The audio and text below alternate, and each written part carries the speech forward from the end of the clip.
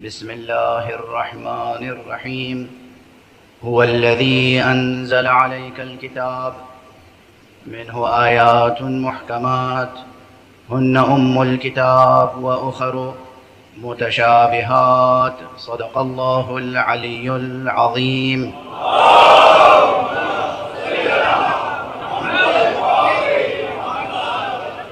قرآن حکیم کے سورہ مبارکہ آل عمران کی ابتدائی آیتوں میں سے یہ ایک آیت ہے جس کا ایک جز اس وقت میں نے آپ حضرات کی خدمت میں تلاوت کرنے کا شرف حاصل کیا۔ اس آیت کریمہ کے ضمن میں علوم القرآن میں سے ایک اہم علم اور ایک بے پناہ علم علماء کے درمیان، مفسرین کے درمیان، اصولیین کے درمیان زیر بحث لایا گیا ہے، اور وہ علم ہے علم محکم و متشابہ۔ لفظ محکم کے معنی غالباً کل عرض کیے تھے، اور متشابہ کے معنی ابھی باقی ہیں، ہر چند کے محکم کے معنی بھی باقی ہیں، لیکن لفظ و معنی کے رشتے بہت لطیف اور نازک و پیچیدہ ہیں۔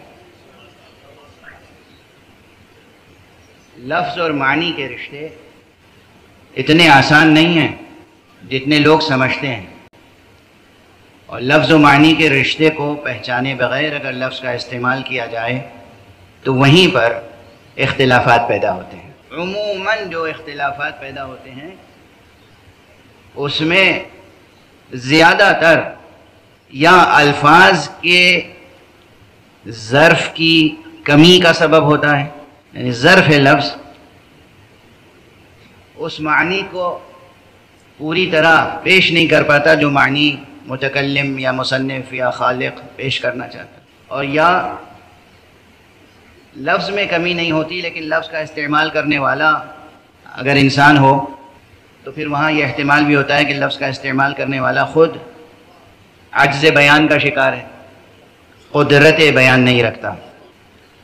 قرآن مجید کے تعلق سے یہ دونوں مسئلے منتفی ہیں۔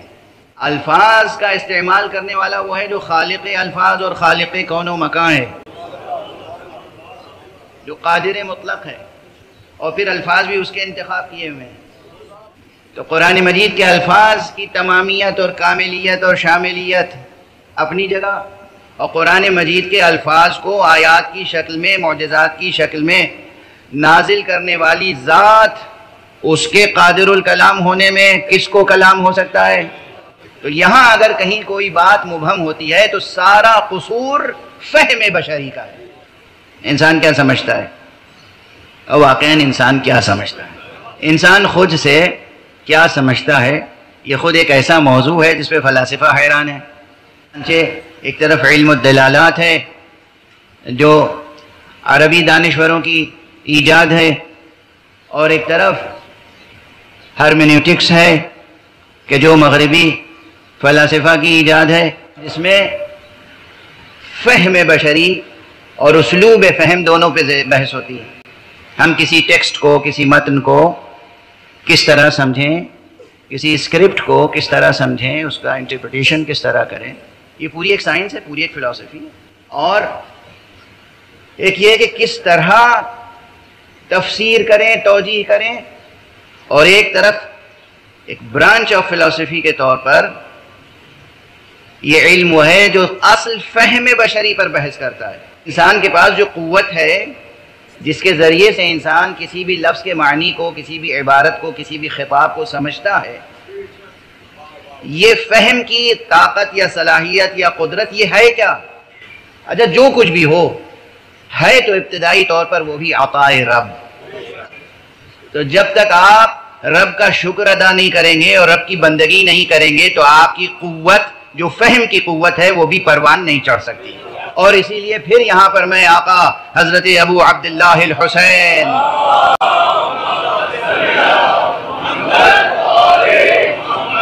علیہ السلام کا یہ ارشاد گرامی یاد دلا کر آگے بڑھوں گا کہ آپ نے فرمایا لا یکمل العقل الا باتباع الحق، عقل کامل ہو ہی نہیں سکتی جب تک کہ حق کی پیروی نہ کی جائے۔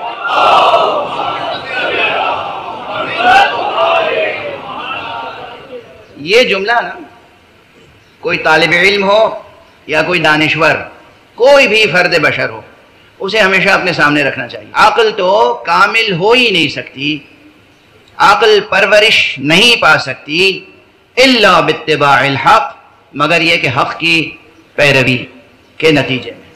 حق کی پیروی کے بغیر عقل کامل نہیں ہو سکتی۔ اور یہ جو لفظ عقل ہے اس میں فہم، فراست سب شامل ہے۔ عنوان گفتگو ہے محکمات و متشابہات۔ یہ بہت قابل غور ہے، بہت قابل عنایت، بہت قابل توجہ، بہت قابل التفات ہے سب کے لیے، جو علماء ہیں ان کے لیے اور جو علماء نہیں ہیں ان کے لیے بھی۔ اور زیر بحث لانا ممبر سے اس لیے ضروری ہے کہ آج کل ماشاء اللہ جو جدید وسائل ہیں نشر و اعلام کے، جسے آپ حضرات سوشل میڈیا کہتے ہیں، اس نے ہر جاہل کے لیے ممبر فراہم کر دیا ہے۔ ہر ایک کے پاس اپنا خود ساختہ پلیٹ فارم ہے، خود ساختہ ممبر ہے، اور جو سمجھ میں آ رہا ہے فرما رہے ہیں ماشاءاللہ۔ ایسے تمام لوگوں کے لیے میں ایک شعر تحفتاً عرض کیے دیتا ہوں: بیان اپنی بڑائی کا تم کہیں بھی کرو، یا بیان اپنی بڑائی کا یوں کہیں بھی کرو، مگر غدیر کا ممبر کہاں سے لاؤ گے؟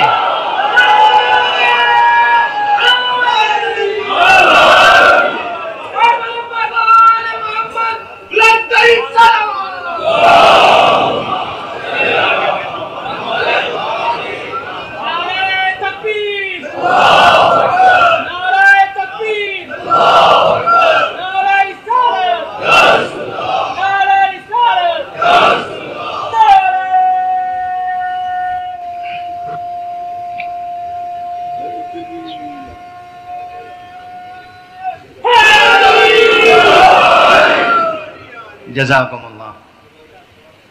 اچھا، یہ بہت برمحل نعرہ لگایا انہوں نے۔ دیکھیے، جب بھی کوئی خود ساختہ ممبر سجا جائے، ایک نعرہ یا علی میں اس کی ساری ہیبت ختم ہو جاتی ہے۔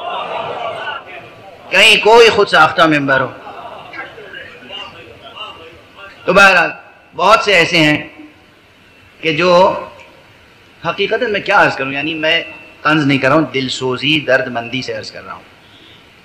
معاشرہ جہالت کے کس قعر تک گر چکا ہے، اور ایلوژن آف نالج اتنا ہے، اور ایسے ایسے کمپلیکس میں لوگ مبتلا ہیں، صحیح اردو نہ بول سکتے ہیں نہ پڑھ سکتے ہیں، نہ بول سکتے ہیں، تلفظ صحیح نہیں ہے۔ کیا کہوں، تلفظ صحیح نہیں ہے یا تلفظ صحیح نہیں ہے؟ کیسے سمجھ میں آئے گا لوگوں کو؟ سمجھاؤں کیسے؟ اس لیے کہ جو تلفظ کہتا ہے، جب میں کہوں گا تلفظ تو وہ مجھے کہے گا یہ غلط تلفظ کر رہے ہیں۔ وہ منطق کہتا ہے، جب میں کہوں گا منطق تو کہتا ہے دیکھیں انہیں آتی ہی نہیں اردو۔ جو ذاکر کہتا ہے، وہ ذاکر سن کے سوچے یہ کون سا لفظ ہے؟ کس دور میں ہم جی رہے ہیں، کس دور میں گفتگو کر رہے ہیں؟ آپ اس فقیر کی اور اس غریب شہر کی مصیبتوں کا اندازہ کر سکتے ہیں؟ کس زبان میں گفتگو کی جائے؟ آپ اپنی اردو بھول چکے ہیں، صحیح اردو بول نہیں سکتے، محاوروں کا علم نہیں، محاورے جو اہل زبان استعمال کرتے تھے آپ نہ جانے کن معانی میں استعمال کر رہے ہیں۔ ضرب الامثال کہاں کے کہاں پہنچ گئے، مذکر اور مؤنث کی تمیز بھی ویسے ہی مٹ گئی ہے جیسے شام کے لوگ ناقے اور مذکر اور مؤنث میں فرق نہیں کر پاتے تھے، یا ان کی تربیت اس طرح کر دی گئی تھی۔ بہت آسان الفاظ، اس کے معانی سے واقف نہیں۔ اچھا، بولنا نہیں آتا، اردو بول نہیں سکتے صحیح، اردو کتاب ہاتھ میں دے دیجئے، پڑھ نہیں سکتے صحیح، اور جب اردو نہیں لکھ پڑھ سکتے تو فارسی کیا لکھے پڑھیں گے، اور جب فارسی اور اردو نہیں لکھ پڑھ سکتے تو عربی کیا لکھے پڑھیں گے۔ اور تفسیر قرآن کا شوق ہے، مسائل دین میں اپنی رائے اظہار کرنے کا شوق ہے۔ میں یہ سمجھتا ہوں، آپ کیا، آپ کی سمجھ کیا؟ معصوم کا قول ہے کہ اگر جاہل خاموش ہو جائے تو ملت میں کوئی تفرقہ نہ ہو۔ یہ جو تفرقہ ہے اور یہ جو فرقہ بندیاں ہیں، ان میں بہت کچھ علم کا دخل نہیں، جہل کا دخل ہے۔ اور تمام اسرار کا ایک سر الاسرار بیان کر دوں، ملت اسلام میں تفرقوں کا سبب ہی یہ ہے کہ باب علم کو فراموش کر دیا۔ جب باب علم فراموش ہو جائے گا، جب دروازہ علم سے رشتہ نہیں رہے گا، تو شہر میں داخلہ کیسے ہوگا؟ تو معلوم ہے شہر علم سے تو کوئی تعلق ہی نہیں ہے۔ شہر علم کی ہوا مشام میں جہاں تک پہنچی نہیں، دیوار شہر کے باہر جو ویرانے ہیں، ان ویرانوں میں بیٹھ کر علم کی باتیں کر رہے ہیں، کرنا چاہتے ہیں۔ وہ کہاں؟ اور علم کہاں؟ وہ بھی علم قرآن، علم حدیث، علم الہیات، یا کوئی بھی علم ہو۔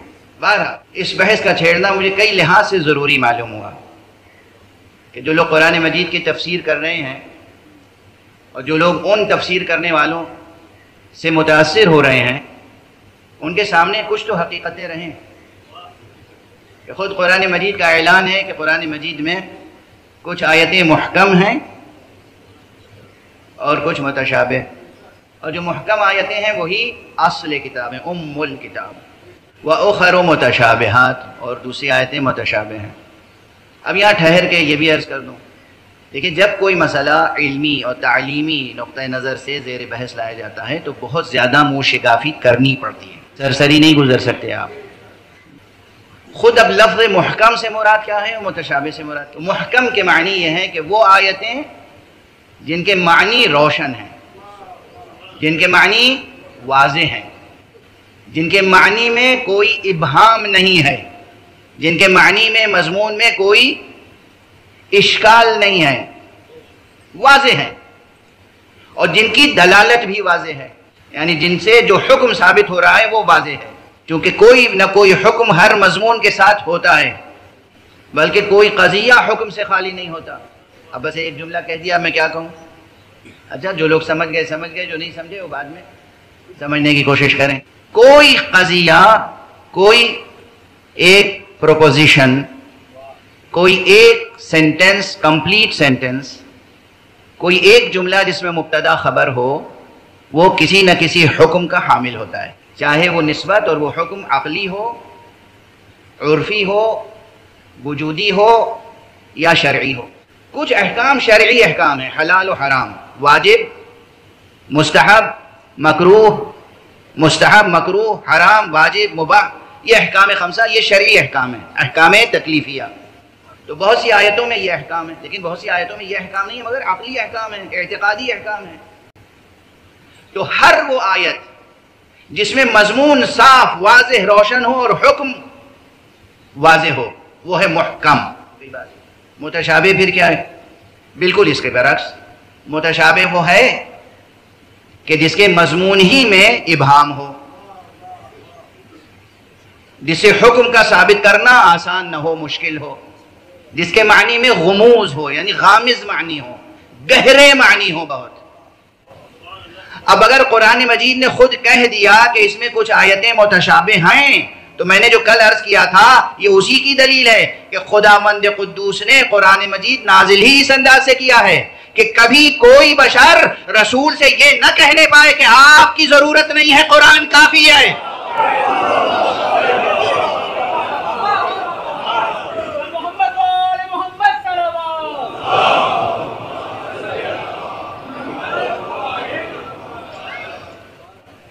کچھ آیتیں محکم ہیں، یعنی کوئی عربی زبان جاننے والا جو اچھی طرح کامل طور پر عربی زبان جانتا ہو، اور کس دور کی عربی زبان؟ کون سی عربی زبان؟ یہ ہمارا تجربہ ہے روزمرہ کا۔ لوگ ملتے ہیں دبئی میں اور شارجہ میں اور سعودی عرب میں اور عراق میں کام کرتے ہیں، مزدور ہیں، اور انہوں نے وہ مزدوروں والی سڑک کی، بازار کی زبان سیکھ لی، اور ہم سے آ کے کہتے ہیں ہمیں بھی عربی آتی ہے۔ یہ تجربہ ہے۔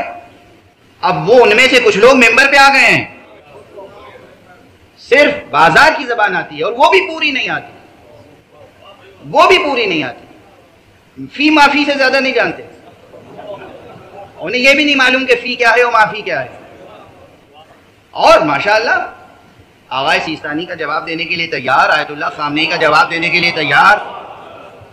نہ صحیح عربی بول سکتے ہیں نہ پڑھ سکتے ہیں، بغیر زیر زبر کے کاغذ پر ایک جملہ لکھ کے عربی کا دے دیجئے، پڑھ نہیں سکتے سے. مگر کیا غرور جہل ہے.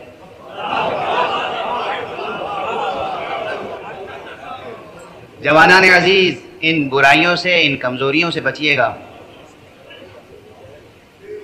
علم میں غرور ہوتا ہی نہیں، غرور ہوتا ہی ہے جہل میں.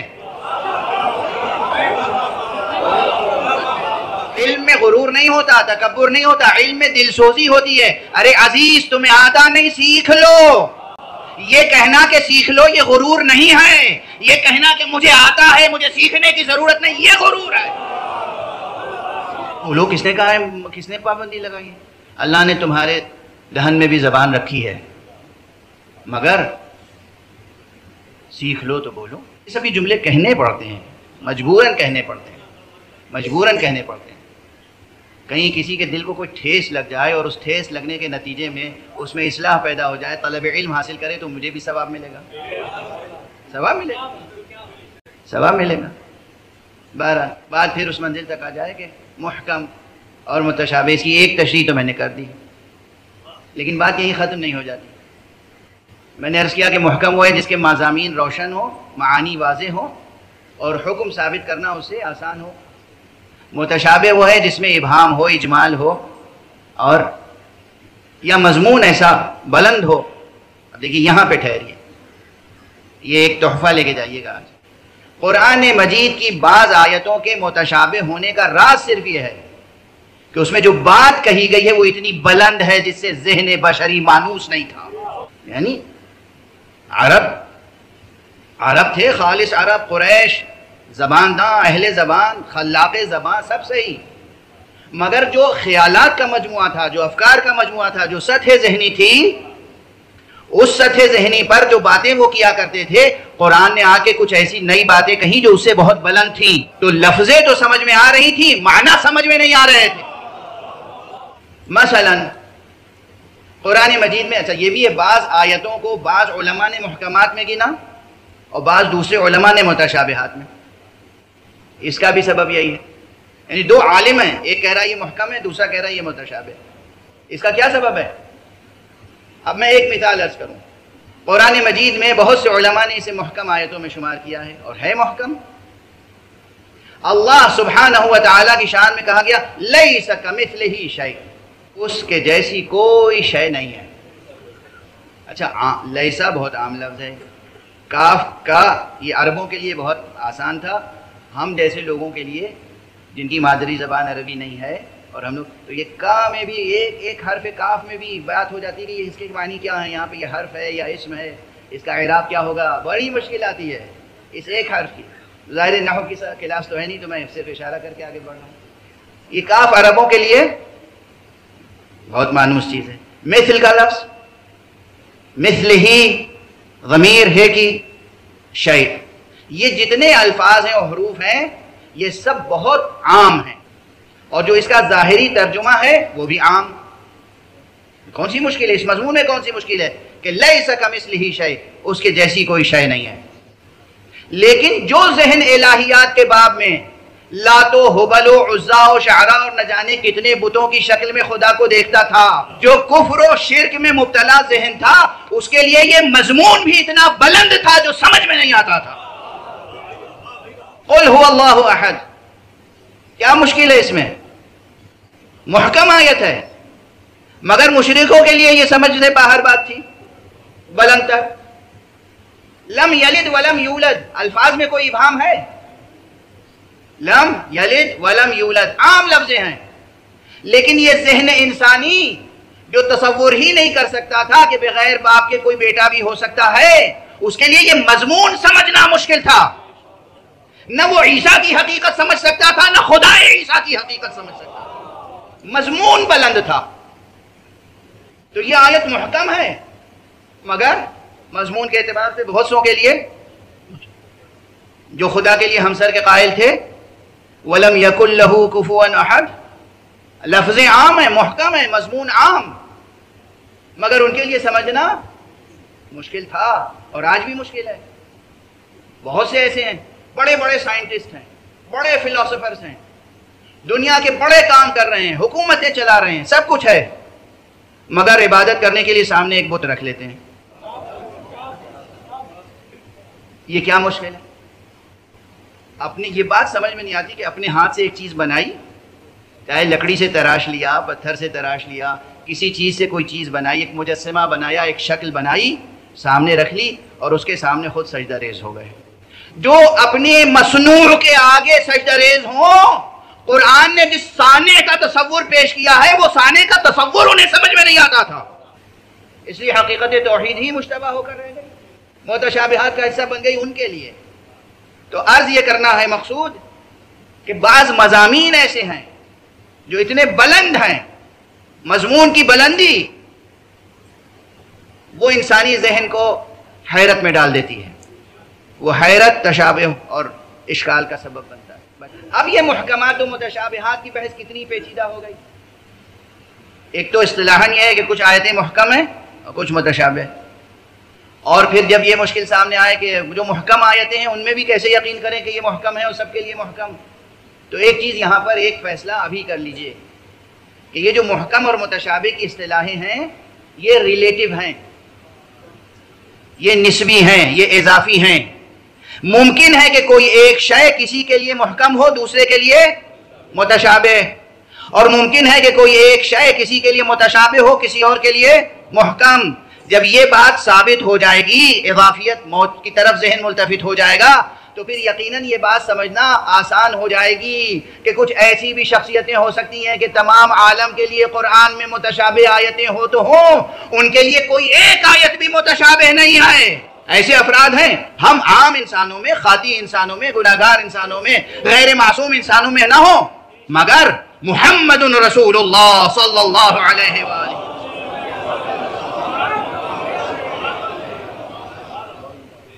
کیا آپ یہ سمجھتے ہیں کہ خود رسول اللہ کے لیے بھی کچھ آیتیں تھیں جو متشابہ تھیں؟ اگر کوئی ایسا شخص ہے تو میرے اس کے درمیان کوئی تعلق نہیں ہو سکتا جس ذات گرامی پر سرکار رسالت مآب صلی اللہ علیہ وسلم ان کے قلب پر قرآن نازل ہوا۔ اب کوئی کہے کہ جناب والا کچھ آیتیں تو خود ان کے لیے بھی متشابہ تھیں، نعوذ باللہ، میں اس قول کو تسلیم کرنے کے لیے تیار نہیں ہوں، اور میں سمجھتا ہوں کوئی بھی صحت مند مسلم ذہن یہ قبول نہیں کرے گا۔ یہ عام قاریوں کے لیے ہے، قیامت تک جتنے تلاوت کرنے والے آئیں گے یہ ان کے لیے ہے، کچھ آیتیں ہمارے لیے محکم ہیں، کچھ متشابہ ہیں، لیکن خود رسول اللہ خطیب قرآن مخاطب اول ان کے لیے کوئی ایک حرف بھی متشابہ نہیں ہے کہ بھئی قرآن مجید میں صرف یہ جو بعض حروف مقطعات ہیں، الف لام میم، الف لام را، الف لام میم را، صاد، قاف، یاسین، طٰہٰ، یہ جو حروف ہیں حروف مقطعات، کہتے ہیں یہ متشابہات ہیں اور باقی پورا قرآن محکمات ہے۔ ایک قول یہ بھی ہے بزرگوں میں، پرانے لوگوں میں، ایک قول یہ ہے کہ آیات میں جتنی آیتیں ہیں وہ سب محکمات ہیں، صرف یہ جو حروف ہیں یہ متشابہات ہیں۔ اچھا، یہ بھی اگر صرف حروف کو بھی متشابہات میں رکھیں تو یہ ہمارے آپ کے لیے متشابہات میں ہیں، پیغمبر کے لیے متشابہات میں نہیں ہیں۔ پیغمبر کو معلوم ہے کہ یہاں الف سے کیا مراد ہے، لام سے کیا مراد ہے، میم سے کیا مراد ہے، اور جو پیغمبر سے دہن بدہن سینہ بسینہ علم حاصل کرنے والے ہیں انہیں یہ ملکہ حاصل ہے۔ جائیں علماء کی تفسیریں اٹھا کر دیکھیں کہ وہ بتاتے ہیں امیر المؤمنین صاحب منبر سلونی علی ابن ابی طالب علیہ السلام ان حروف مقطعات سے بھی کس طرح استفادہ کیا کرتے تھے اور کس طرح حقیقتوں کو بیان کرتے تھے، کہ ہمارے بعض مفسرین نے بہت سے اقوال نقل کیے ہیں حروف مقطعات کے تعلق سے، لیکن ایک قول یہ ہے کہ یہ جتنے حروف مقطعات ہیں قرآن مجید کی 29 سوروں میں شروع میں، ان سب کو جمع کر لیں اور ان میں سے مقررات کو حذف کریں اور جو حروف باقی رہتے ہیں ان سے کوئی عبارت بنائیں تو ایک ہی عبارت بنتی ہے، بھائی عبارتیں تو بہت سی بن سکتی ہیں، جو میں کہہ رہا ہوں ایک ہی عبارت بنتی ہے، وہ دلائل کی بنا پہ کہہ رہا ہوں، اور وہ عبارت یہ ہے کہ صراط علی حق نم سے کو، علی کا راستہ حق ہے اور بس ہم اسی سے وابستہ ہیں۔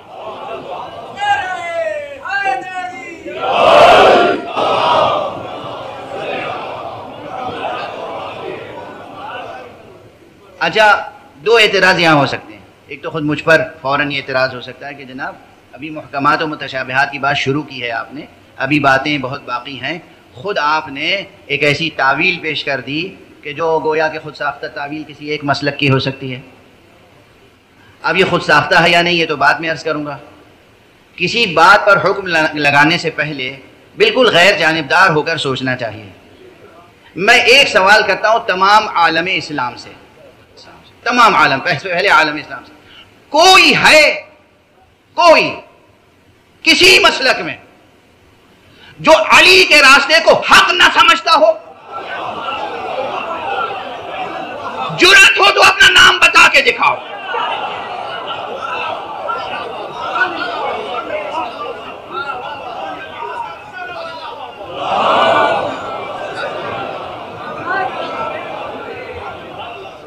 کوئی ہے، کوئی ہے، کوئی؟ ہم نے کہا صراط علی حق، علی کا راستہ حق ہے، اس سے اختلاف ہے کسی کو؟ یہ حروف مقطعات سے عبارت بنتی ہو یا نہ بنتی ہو، علی کا راستہ حق ہے، اس سے کسی کو اختلاف ہے؟ اس سے کوئی اختلاف کر نہیں سکتا، اس لیے کہ پیغمبر اکرم صلی اللہ علیہ وآلہ وسلم کا یہ ارشاد گرامی مشہور ہے، معروف ہے، علی مع الحق والحق مع علی، علی حق کے ساتھ ہیں، حق علی کے ساتھ ہے، اور بات یہیں تک نہیں ہے، اس سے آگے ارشاد فرمایا ہے جو قیامت خیز بات ہے، اللہم ادر الحق حیثما دار علی، پروردگار حق کو ادھر موڑ دے جدھر علی مڑ جائے۔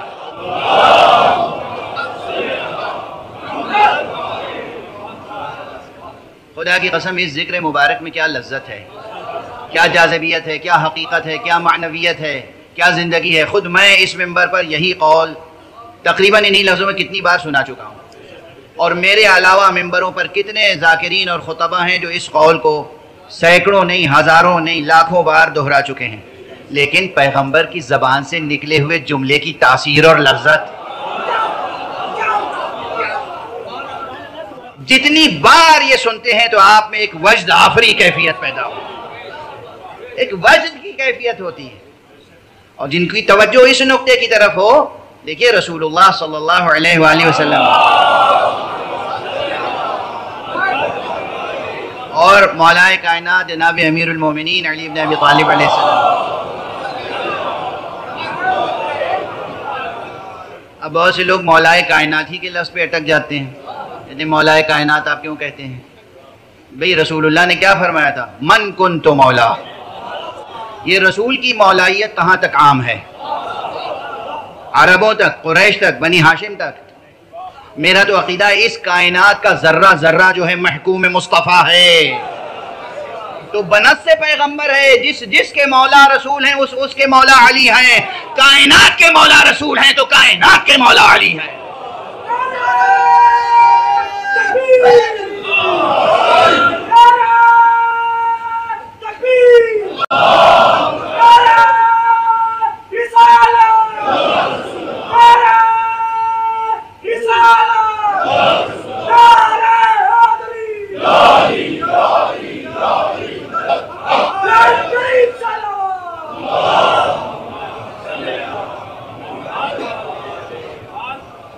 تو مولا کائنات،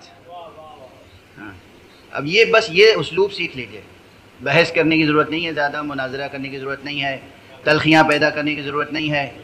جو کہے کہ مولا کائنات ہم نہیں مانتے، آپ بس مولا کائنات کہے جائیے، آپ کے نزدیک حق ہے نا، آپ کا دل مطمئن ہے نا، تو بس آپ کہے جائیے۔ آپ کی زبان پہ کوئی تالے ڈال سکتا ہے؟ نہیں ڈال سکتا نا۔ کوئی کہے مولا کائنات ہم نہیں مانتے، آپ کہیے مولا کائنات نے یہ فرمایا ہے۔ علی کو مولائے کائنات کس نے فرمایا ہے؟ مولائے کائنات نے علی کو مولائے کائنات فرمایا۔ تو بہرحال مولائے کائنات رسول اکرم خاتم النبیین امام المرسلین صلی اللہ علیہ وآلہ وسلم نے مولائے کائنات امیر المومنین سید الوصیین علی ابن ابی طالب علیہ السلام کے حق میں جو ارشاد فرمایا ہے وہ یوں ہی نہیں، بہت غور طلب ہے کہ ظاہری سن و سال کے اعتبار سے اس دنیاوی سن و سال کے اعتبار سے 30 برس کا فرق تھا۔ پیغمبر صلی اللہ علیہ وسلم 30 برس بڑے تھے، حضرت علی 30 برس چھوٹے تھے، اور حضرت علی کو بچوں کی طرح اپنی اولاد کی طرح حضور نے پالا ہے۔ یہ ایک تاریخی حقیقت ہے، یعنی خانہ کعبہ میں ولادت ہوئی اور جناب فاطمہ بنت اسد لے کے جب باہر نکلی، اب مجھے اپنا ہی ایک شعر یاد آ گیا تو وہ سنا دوں کہ ظہور آدم نوری ہوا جو کعبے میں، میر صاحب کی زمین ہے، میر انیس کی، ظہور آدم نوری ہوا، آدم نوری کی ترکیب یہ اس فقیر کی ہے، ظہور آدم نوری ہوا جو کعبے میں، سفیر نور نے روشن کیا زمینوں کو۔ جناب امیر المومنین کی ولادت ہوئی خانہ کعبہ میں، اور جناب فاطمہ بنت اسد لے کے نکلی ہیں، تو سب سے پہلے اپنی آغوش میں سے سرکار رسالت مآب نے لیا ہے اس وقت سے لے کر، اور اپنی زبان چسائی، اپنی زبان چسائی۔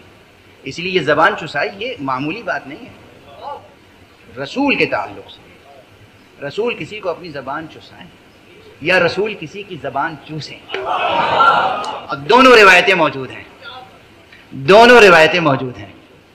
رسول نے مولا علی کو اپنی زبان چسائی،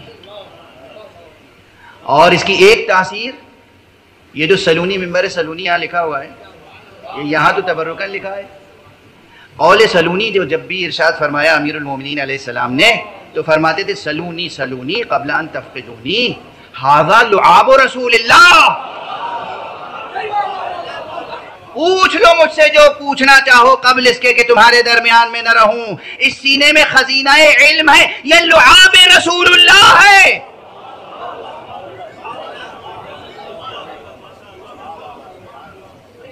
اب سمجھ میں آئی بات کہ جو ہم فضائل علی کے بیان کرتے ہیں دراصل رسول کے فضائل ہیں، اور علی کے فضیلتوں کا انکار توہین رسالت ہے۔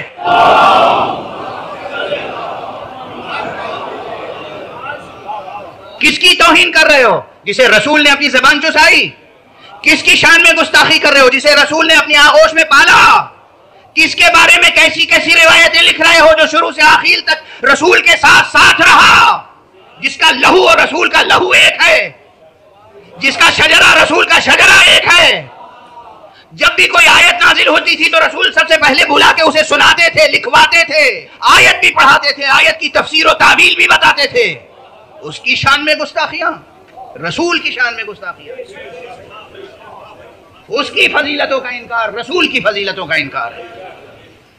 30 برس چھوٹے تھے، نہلاتے تھے، دھلاتے تھے، کپڑے پہناتے تھے، کاندھے پہ بٹھا کے مکے کی گلیوں میں سیر کراتے تھے، کاندھے پہ بٹھا کے خانہ کعبہ کا طواف کراتے تھے، کاندھے پہ بٹھا کے صفا و مروہ کے درمیان سعی فرماتے تھے، اپنے ساتھ غار حرا میں لے جاتے تھے، جہاں جہاں رسول جاتے تھے وہاں وہاں علی جاتے تھے۔ اسی لیے اللہ نے بھی اہتمام کیا، جہاں جہاں رسول کو لے گیا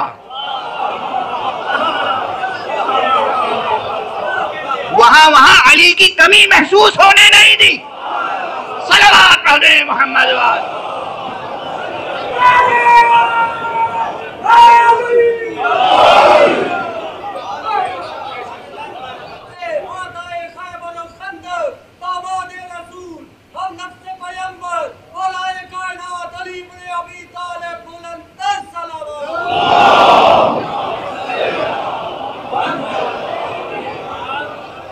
بہرحال مجھے تو بس اتنی سی بات کہنی تھی کہ 30 برس چھوٹے تھے، بالکل اولاد کی طرح پالا، تربیت کی، پروان چڑھایا۔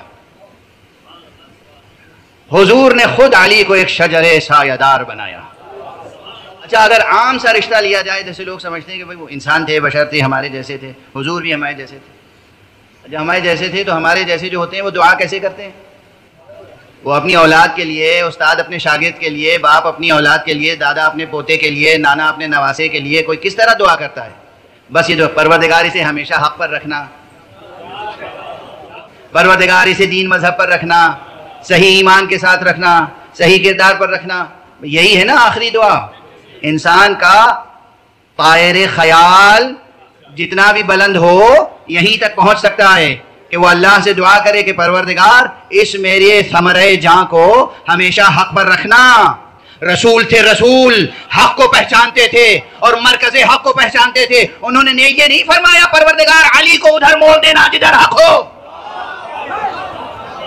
پیغمبر نے فرمایا یا اللہ پروردگار حق کو ادھر موڑ دینا جدھر علی مڑ جائے۔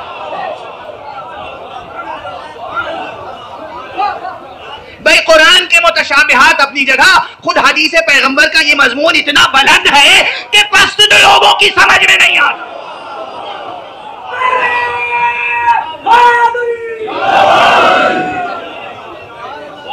بہت بلند ہے، بہت بلند ہے یہ مضمون، بہت بلند ہے یہ مضمون۔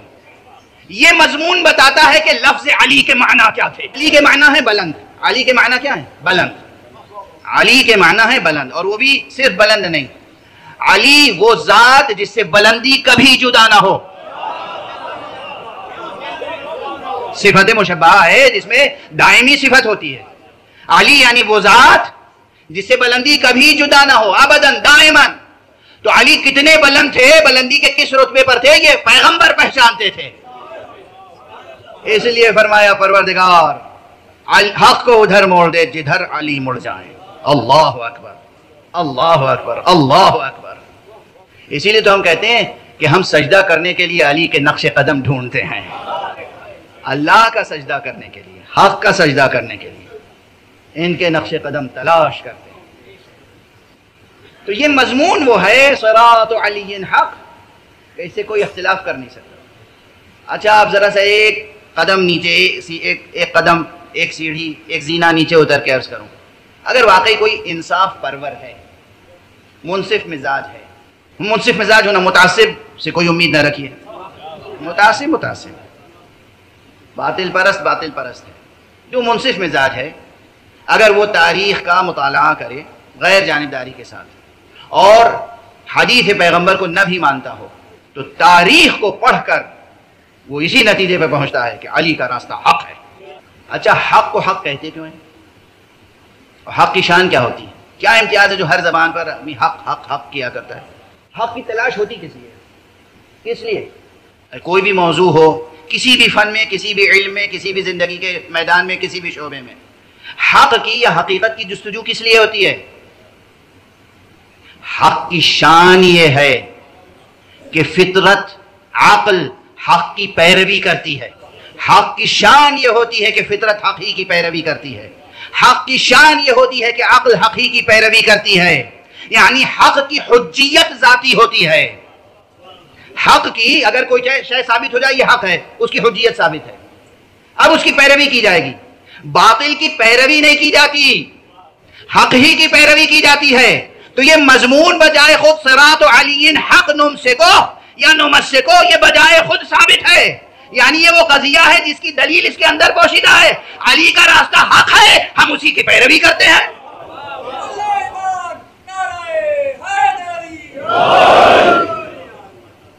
بات یہاں تک پہنچی تھی کہ حروف مقطعات متشابہات ہیں، تو میں عرض کر رہا ہوں کہ حروف مقطعات بھی متشابہات ہوں گے، جن کے لیے ہوں گے، جن کے لیے ہوں گے، پیغمبر کے لیے نہیں ہیں، معصوم کے لیے نہیں ہیں، اور پھر ان کے لیے بھی نہیں ہوں گے جن کا سرچشمہ علم، مصدر علم، ماخذ علم معصوم کی ذات ہو، براہ راست پیغمبر سے کسب فائز کریں، ان کے لیے متشابہ کچھ نہیں ہے۔ تو محکم و متشابہ کی بحث چھیڑی ہے بس یہی بات کہنے کے لیے۔ قرآن میں محکم بھی ہے، قرآن میں متشابہ بھی ہے، لیکن اگر باطل میں مبتلا ہونے سے بچنا ہے، قرآن کے تمام متشابہات کو محکمات کی طرف راجع کرنا ہے، تو دروازہ محمد و آل محمد چھوٹنے نہ پائے، چاہے کچھ بھی گزر جائے۔ کربلا گزر جائے تو گزر جائے، کربلائیں گزر جائیں، گزر جائیں۔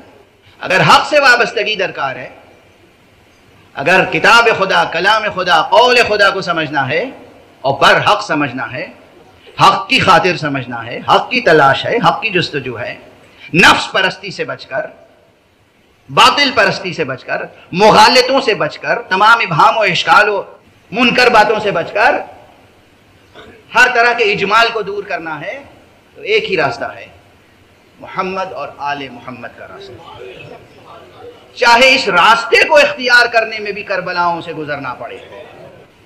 حق کی خاطر کیسے کیسے مصائب برداشت کیے جاتے ہیں، یہ تو تربیت حسین نے دے دی ہے نا۔ صلی اللہ علیک یا ابا عبداللہ، السلام علیک یا ابا عبداللہ۔ وقت تمام ہو چکا۔ دوسری محرم کو 28 رجب کو جو قافلہ چلا تھا مدینے سے، اور 3 شعبان کو مکے میں پہنچا تھا، اور پھر 8 ذی الحجہ کو مکے سے چلا تھا کاروان شہداء، کاروان ابرار، کاروان احرار، کاروان حضرت ابو عبداللہ الحسین۔ کارواں 2 محرم کو کربلا پہنچا ہے۔ آج آقا حسین کربلا میں جب پہنچے ہیں تو کچھ عجب واقعات رونما۔ جب کربلا پہنچا ہے یہ قافلہ، تو سب سے پہلے تو یہ ہوا کہ چلتے چلتے خود بخود حسین علیہ السلام کا رہوار رک گیا۔ یہ روایت بڑی معنویت رکھتی ہے، بہت معنویت رکھتی ہے۔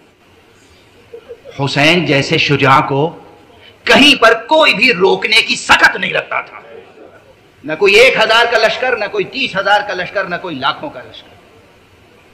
حسین اس شجاع کا نام ہے، حسین بھی اس شیر حق کا نام ہے، حسین بھی اس اسد کردگار کا نام ہے۔ کوئی روک نہیں سکتا تھا، مگر یہ کہ ہاں امر مشیت کو مکمل ہونا تھا۔ چلتے چلتے رہوار روکا، تو آپ نے پوچھا یہ کون سی جگہ ہے؟ کہتے ہیں قریب رہنے والے کچھ لوگ آئے، ان سے پوچھا گیا کون سی جگہ ہے؟ کسی نے کہا اس جگہ کا نام نینوا ہے، کسی نے کہا اس جگہ کا نام غاوریہ ہے، کسی نے کہا اس جگہ کا نام شط فرات ہے۔ مختلف حضرات مختلف نام بتاتے رہے، اور آپ پوچھتے رہے اور بھی کوئی نام ہے، اور بھی کوئی نام ہے، اور بھی کوئی نام ہے۔ ایک بوڑھا شخص آگے بڑھا اور اس نے کہا فرزند رسول اس جگہ کا نام کربلا بھی ہے۔ آج رکو،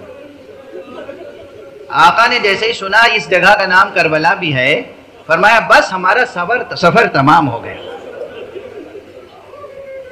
اور آپ نے وہ الفاظ دہرائے جو امیر المومنین پہلے دہرا چکے تھے جنگ صفین پر جاتے ہوئے جب سرزمین کربلا سے گزرے تھے۔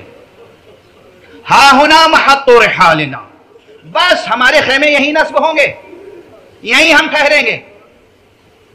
ہا ہونا یسفک دماؤنا، یہیں ہمارا لہو بہے گا، یہیں ہمارے بچے ذبح کیے جائیں گے، یہیں ہمارے اہل حرم اسیر ہوں گے۔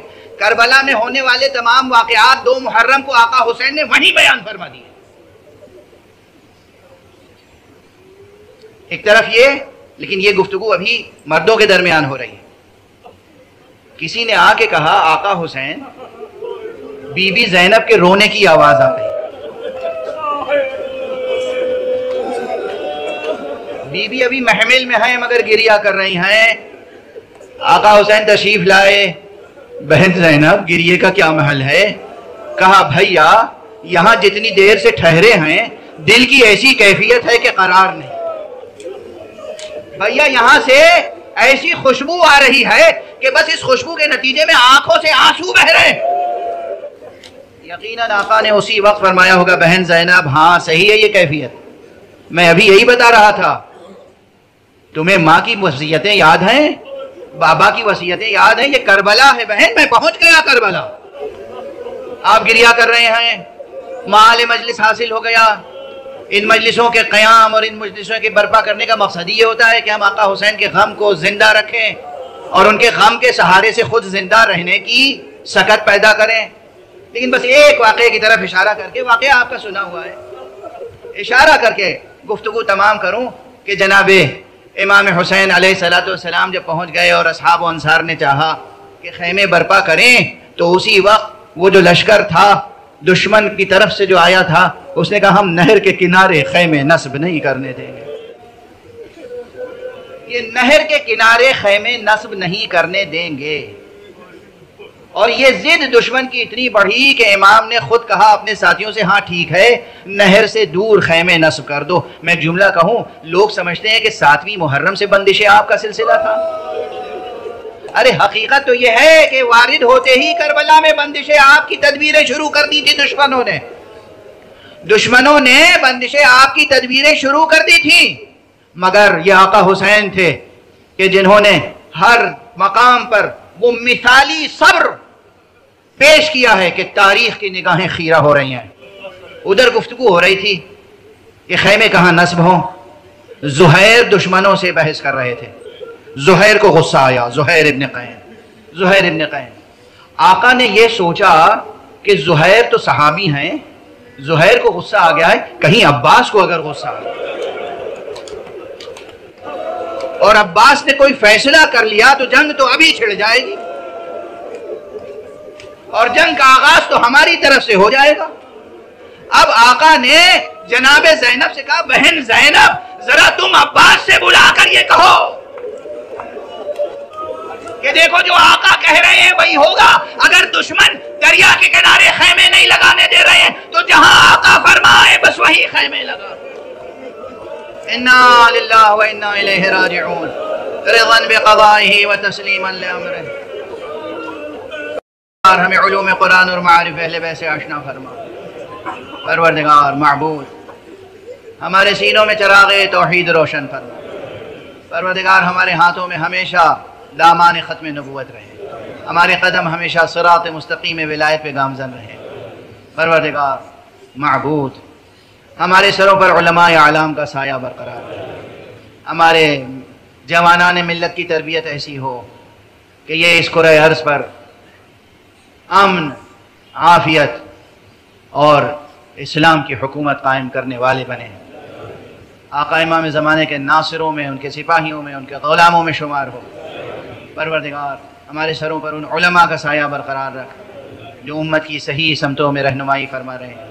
رہبر معظم حضرت آیت اللہ العظمہ سید علی حسینی خامنئی کو اپنی خاص حفظ و امان میں رکھ.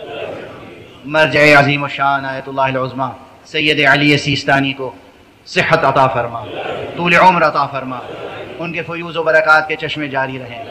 پروردگار اپنے ولی آخر کو اذن ظہور عطا فرما اور ان کے ہاتھوں سے اپنی رحمت و رافت و عدالت کا پرچم لے.